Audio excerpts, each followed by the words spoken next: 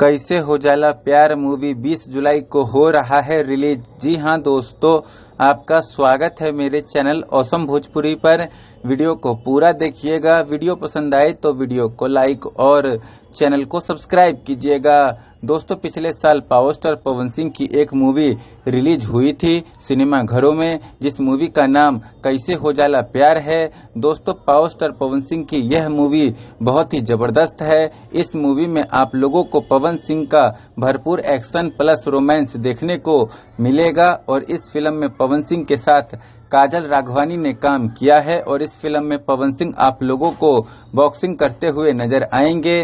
दोस्तों, पवन सिंह की यह फिल्म फुल एंटरटेनिंग फिल्म है और इस फिल्म को देखने में आप जरा सा भी बोर नहीं होंगे। साथ ही इस फिल्म में एक से बढ़कर एक गाने भी हैं। तो दोस्तों, पावर स्टार पवन सिंह की यह फुल एंटरटेनिंग मूवी परसों यानी 20 जुलाई को शाम 6 बजे captain watch hits YouTube channel पर रिलीज हो रहा है। तो आप लोग इस फिल्म को जरूर देखिएगा और अपना प्यार और आशीर्वाद दीजिएगा।